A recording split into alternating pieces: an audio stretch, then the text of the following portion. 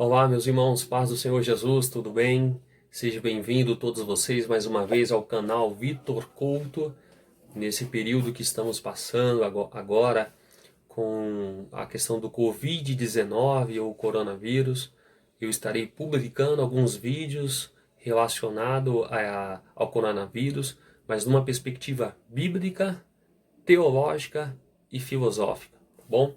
Então fique ligado, você que tem interesse em saber o que está acontecendo, não no sentido jornalístico, é óbvio que algumas informações jornalísticas irei trazer, mas o foco é entender isso no aspecto espiritual, tá? Você que quer receber essas informações, aí embaixo na sua tela do lado direito, tem a opção de você colocar para estar seguindo, né, o canal, e aí depois vai aparecer um sininho, você aperta no sino também uma vez, que significa que todas as vezes que eu publicar um vídeo, você receberá essa mensagem para estar assistindo quando vocês quiserem, tá bom? Bom, então hoje eu quero falar sobre duas temáticas diferentes. A primeira é saber quem é o agente do coronavírus. Eu percebi que algumas pessoas estão com essas dúvidas, né? Algumas pessoas na internet dizem que é o diabo, outras dizem que é Deus, mas afinal de contas, quem é o agente? Quem que está espiritualmente dizendo, comandando esta praga do coronavírus? É Deus ou é o diabo? Bom, para isso, irmãos, eu quero utilizar uma frase do Martinho Lutero, abre aspas, Satanás é um cachorro na coleira de Deus. O que significa que o diabo só pode ir até onde Deus der corda. Ele só pode fazer dentro dos limites da coleira que o nosso Criador lhe impôs, né? Colocou sobre ele. Algumas pessoas atribuem a Satanás características a quase endeusando, quase como se ele fosse um ser onipotente, e a gente sabe que ele é um ser muito limitado, é muito poderoso, mas comparando com Deus, é um ser insignificante. Bom, eu gostaria para isso ler o livro de Jó, capítulo 1 e o versículo de número 12. Né? Lá a Bíblia vai nos dizer o seguinte, Jó, capítulo de número 1 e o versículo de número 12. Diz assim, e disse o Senhor a Satanás, eis que tudo quanto tem está na tua mão, somente contra ele não estenda a tua mão. E Satanás saiu da presença do Senhor. Ou seja, Satanás, ele só pôde fazer com Jó tudo aquilo que foi feito até o limite que Deus lhe impôs. Ele não pôde ir além do que Deus tinha estabelecido. Ainda uma outra passagem, que essa é uma passagem mais polêmica, e é que o Satanás e os demônios são agentes de Deus para fazer o mal quando Deus quer.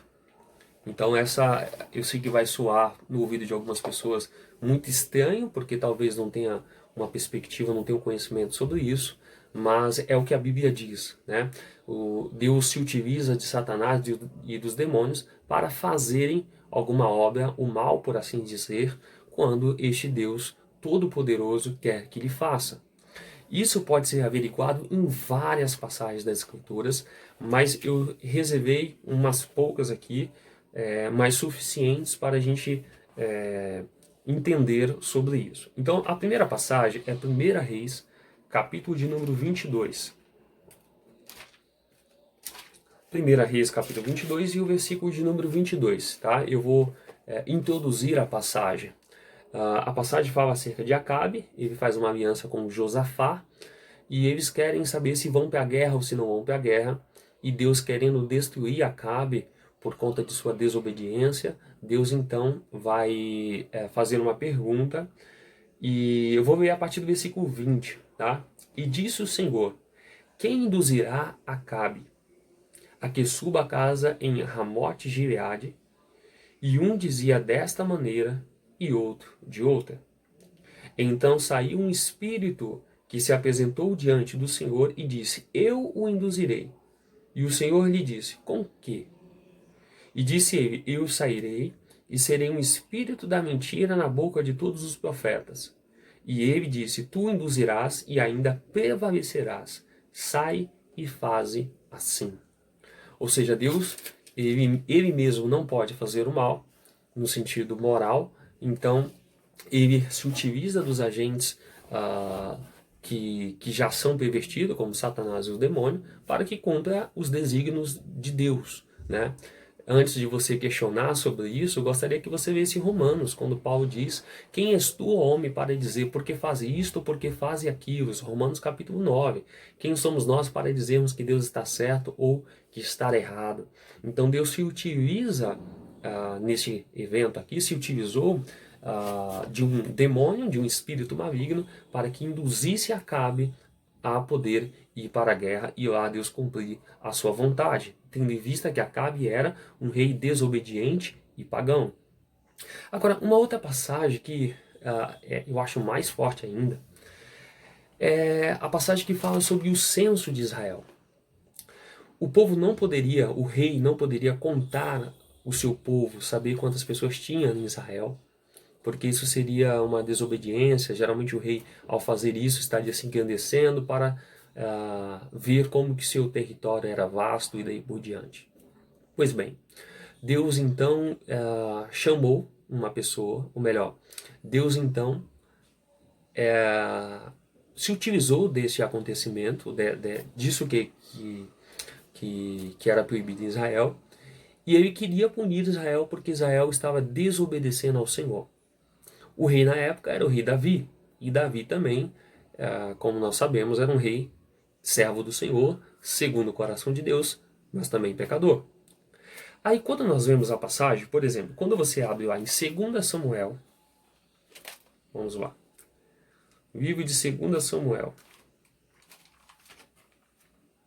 capítulo de número 24, e o versículo 1, diz assim, e a ira do Senhor se tornou a acender contra Israel. E ele incitou a Davi. Ele quem? Deus, né? Deus incitou Davi contra eles, dizendo, vai, numera Israel e a Judá. Ou seja, Deus incita Davi para enumerar Judá, Israel, fazer a contagem, o censo. Isso está em 2 Samuel 24:1. Agora, quando você vai em 1 Crônicas, capítulo 21, aí a gente já tem uma passagem que parece ser contraditória. Porque 1 Crônicas, 21:1 diz, então Satanás se levantou contra Israel e incitou Davi a enumerar a Israel. A questão é, quem incitou Davi a enumerar Israel? Deus ou Satanás? Bom, isso parece ser um paradoxo, mas não é. Lembra da passagem que eu vi de 1 Reis, capítulo 22, versículo 22? Bom, a ira do Senhor se acende contra o pecado do povo, então Deus não pode diretamente incitar Davi a fazer a contagem, mas ele se utiliza do agente maligno, Satanás, para fazer esse censo, essa contagem.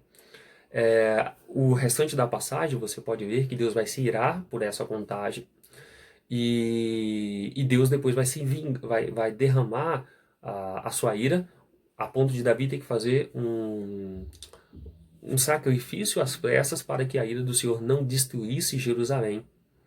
Isso parece muito estranho, mas não é o que Deus fez mais ou menos com Faraó, quando Deus endureceu o coração de Faraó para que Faraó não deixasse o povo de Israel sair? Pois bem, é o nosso Deus tem todo o poder. O nosso Deus faz aquilo que lhe apraz, conforme a sua vontade. Todavia, eu gostaria também de dizer o seguinte, né? A vontade de Deus será feita. Se você abrir em Mateus capítulo 24:7, lá vai dizer que nos últimos dias as pestes, né? Pestes seriam um dos sinais do fim dos tempos. O coronavírus não é a gente não está no período ainda da grande tribulação, não estamos no período ainda que Deus tem derramado sua ira de maneira poderosa sobre a terra, de maneira plena, digamos assim, mas a gente já está passando por sinais que a ira de Deus vem se manifestando paulatinamente, isto é, de maneira vagarosa, mas que ele já tem dado sinais de que a sua volta, a volta do seu Filho Jesus Cristo, está mais próximo do que nunca. Outra coisa que eu gostaria de falar sobre isso é que na história do mundo a gente tem várias pestes. Pestes que dizimaram várias pessoas.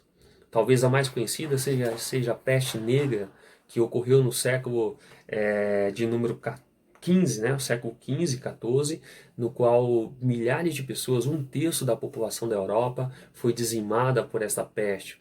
Teve a peste bubônica, teve a gripe espanhola e tantas outras epidemias que o mundo ocorreu. Esta não será a primeira, não será a última que estará acontecendo.